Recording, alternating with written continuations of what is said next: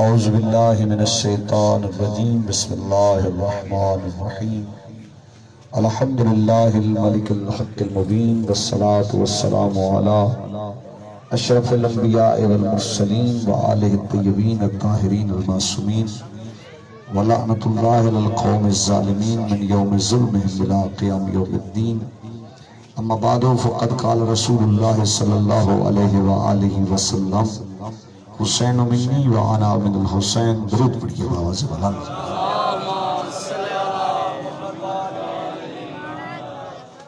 قبلہ یہ ایام عزا ہیں اور میں تھوڑی سی ہسٹری میں جانا چاہتا ہوں کہ پورے عرب میں 4 خاندان مشہور تھے، جن میں ایک خاندان بنی ثقیف، ایک خاندان بنی ہاشم، ایک خاندان بنی امیہ اور ایک خاندان بنی ثقیف. ان 4 خاندانوں میں سے خاندان بنی ہاشم وہ خاندان تھا کہ جس خاندان کے پاس کعبہ کی چابی تھی،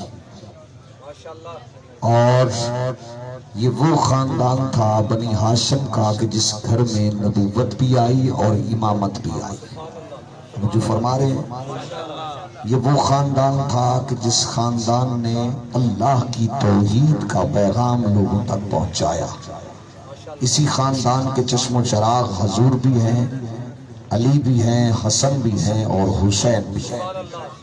اور زمانے میں واحد حسین کی ذات ہے کہ جن کے متعلق پاک نبی فرما رہے ہیں حسین منی و انا من الحسین. حسین مجھ سے ہے اور میں حسین سے ہوں. گویا اتنا کہہ دیتا ہوں کہ میرے نبی علیہ السلام کی سیرت طیبہ اگر لفظوں میں ڈھلے تو اسے قرآن کہتے ہیں، اور اس قرآن کو جو موقع سنا پہ پڑھے اسے حسین کہتے ہیں. نعرہ حیدری، حسینیت زندہ باد، حسینیت زندہ باد، یزیدیت مردہ باد. نعرہ حیدری، یا علی یا علی یا علی مدد حق حیدر. اور عظمت قرآن کو جس نے زندہ کیا ہے اس ہستی کا نام حسین ابن علی.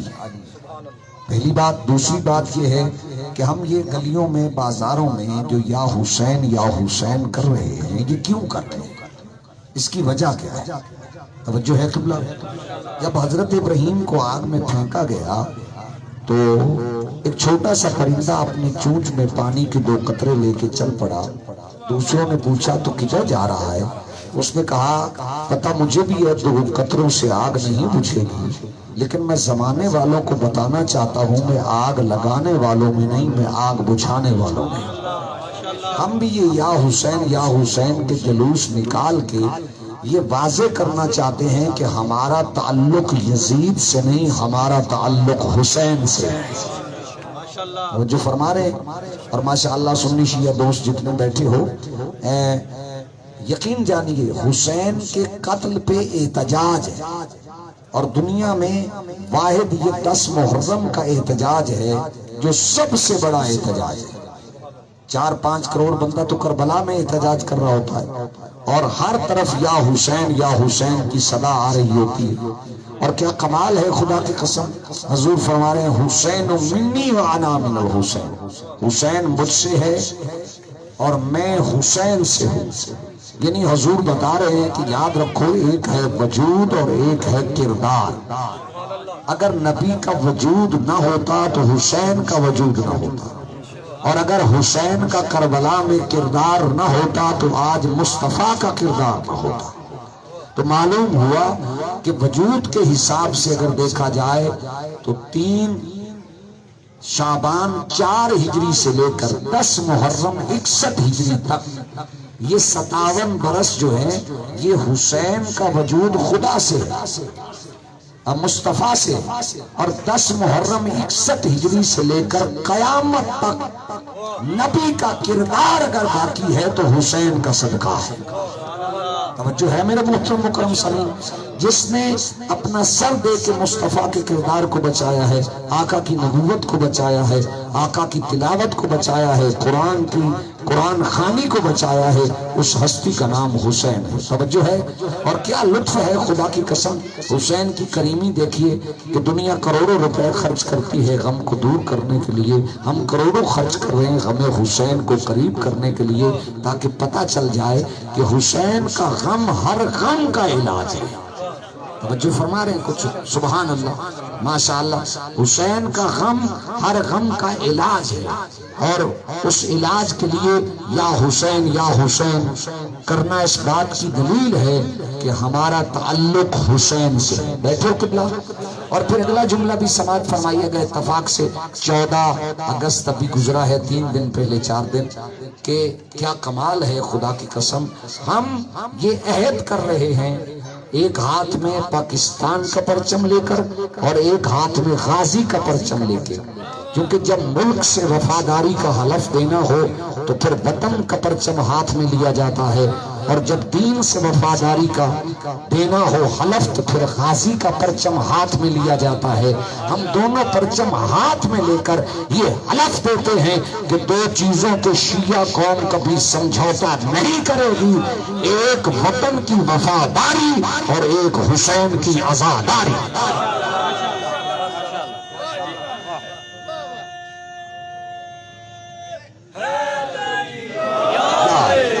توجہ ہے؟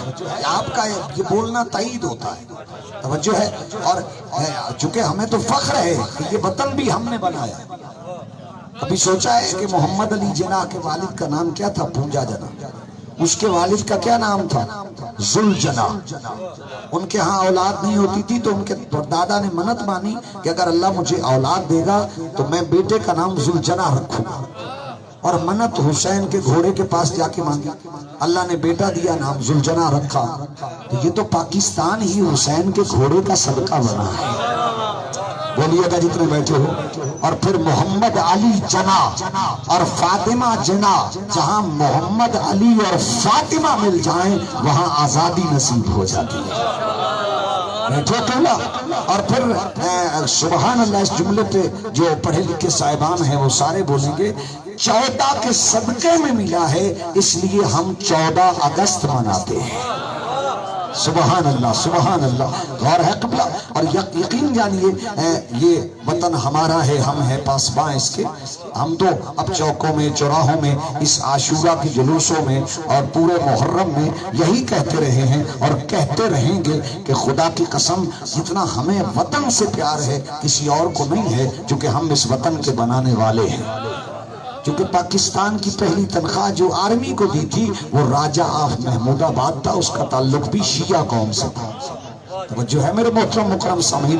اور یقین جانیے ہم نے خون دے کے اس ملک کو سنوارا ہے، اور ساتھ یہ بھی ثابت کرنا چاہتے ہیں کہ یاد رکھیے جہاں جہاں بیٹھے ہو، خدا کی قسم ہر چیز پہ سمجھوتا ہو سکتا ہے، حسین کی عزاداری پہ سمجھوتا نہیں ہو سکتا، کیونکہ اس کی ایک وجہ ہے کہ حسین کی عزاداری حقیقت میں دین کی زندگی کا نام ہے، اور ہماری بھی زندگی کا نام ہے۔ ہم تب تک زندہ ہیں جب تک یہ حسین کی عزاداری ہے۔ بیٹھو قبلہ۔ اور یقین جانیے میرے محترم مکرم سامعین، دیکھیے خدا کی قسم یہ حسین کی عظمت دیکھیے سنی شیعہ دوستو، کہ کبھی کپڑے آ جاتے ہیں، کبھی رسول سواری بن جاتے ہیں، بھائی جان بولنا، اور کبھی یہ عالم ہوتا ہے کہ حسین حضور سجدے میں ہوتے ہیں، حسین آ کے پشت پہ سوار ہو جاتے ہیں۔ بیٹھو یا اٹھ کرو۔ بلکہ میرا تو اتنا عقیدہ ہے خدا کی قسم کہ حضور تو دور کی بات ہے، حضور کی نالین ہی سمجھ میں نہیں آتی۔ جس نبی کی نالین عرش پہ جائے اور عرش کو چھو کے آ جائے تو ساری کائنات اس نالین کے نیچے آ جاتی ہے۔ جب مل کے کائنات نالین کا مقابلہ نہیں کر سکتی تو مہر نبوت پہ سوار حسنین کا مقابلہ کیسے ہو جائے؟ سبحان اللہ، سبحان اللہ۔ غور فرما رہے ہیں قبلہ؟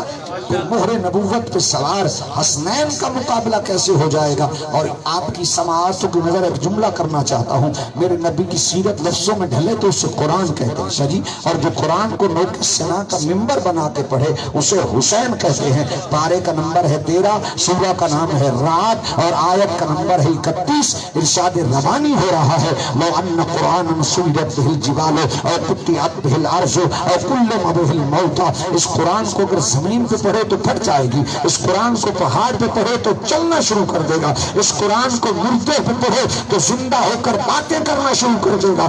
یاد رکھیے، جو مردے کو زندہ کرے اسے قرآن کہتے ہیں، اور جو قرآن کو روح کے سنا پہ زندہ کرے اسے حسین کہتے ہیں۔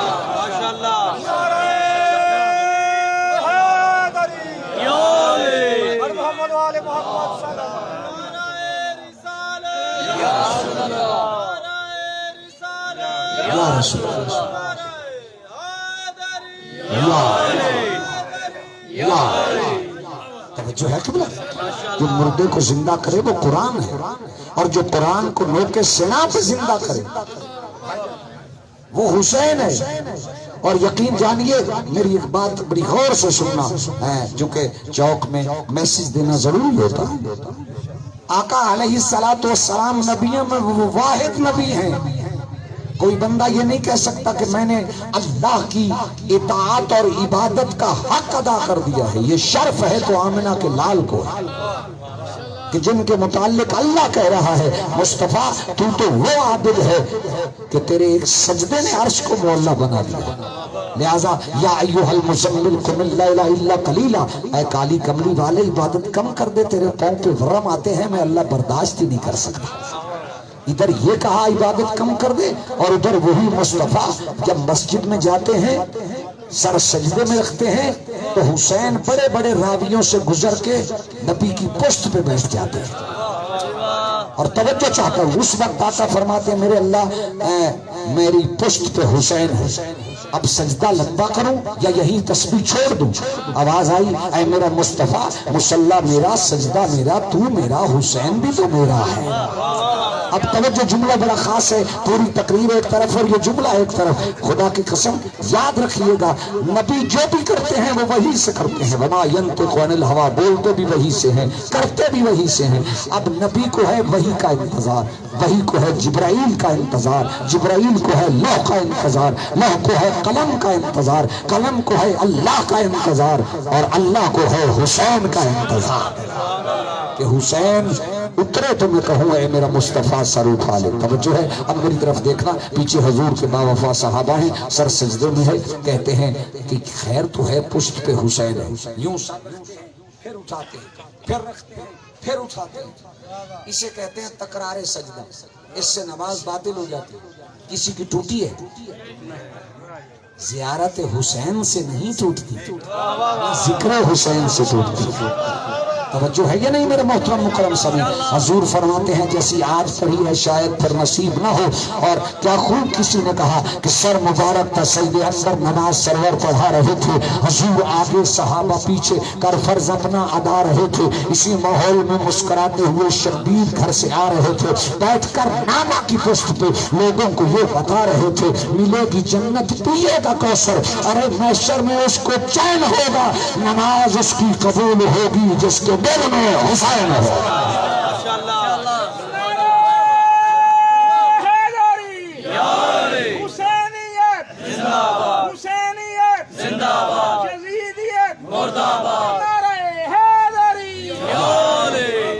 کچھ باتیں پسند آ رہی ہیں تمہیں؟ نماز اس کی قبول ہوگی جس کے دل میں حسین ہوگا۔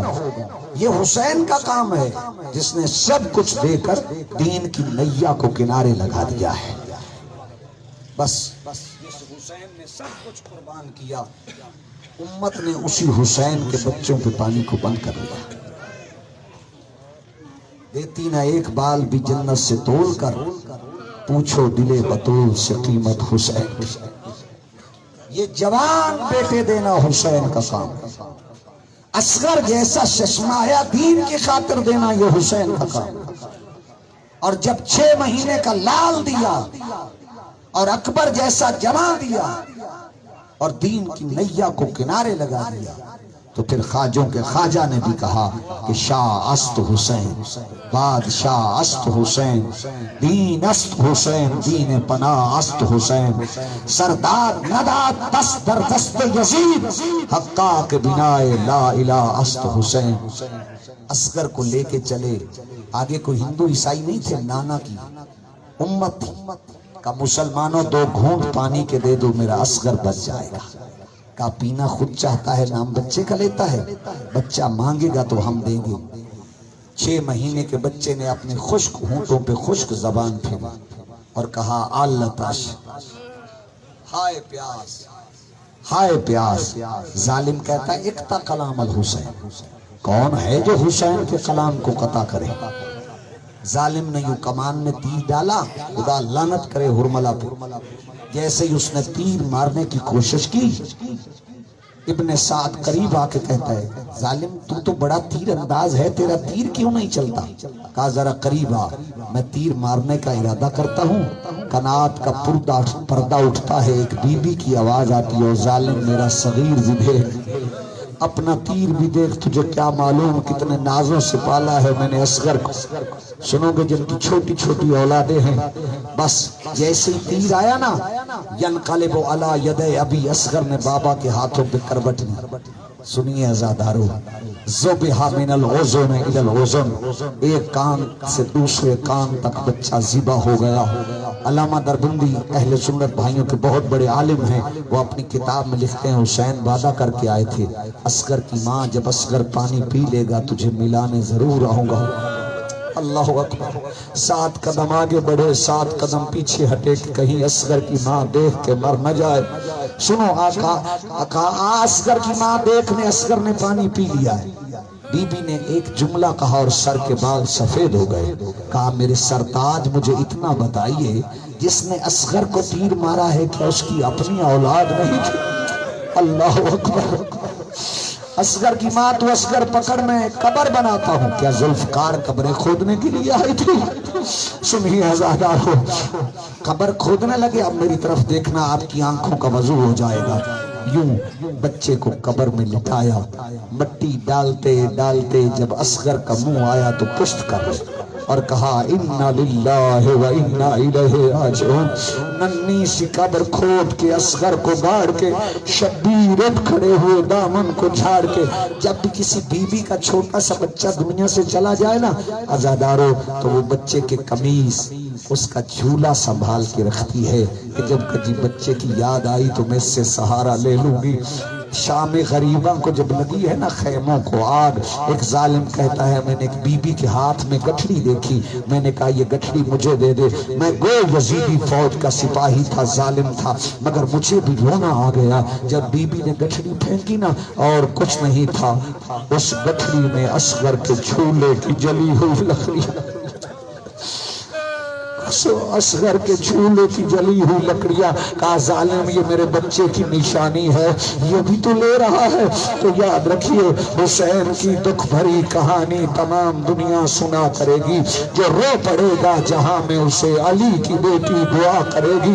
عجیب ماں ہے جو 6 مہینوں کا لال قربان کر رہی ہے، کبھی جو اصغر کی یاد آئی رباب زندہ میں کیا کرے گی۔ حسین باقر سے کہہ رہے تھے میری سکینہ کو ساتھ رکھنا، سفر کے ہر ایک موڑ پہ یہ بچی تجھے دلا سے دیا کرے گی۔ اصغر کربلا میں سو گیا، سکینہ شام چلی گئی، سکینہ شام سے واپس نہ آئی، اصغر آج بھی بابا کے پہلو میں سویا ہوا ہے۔ ماتم حسین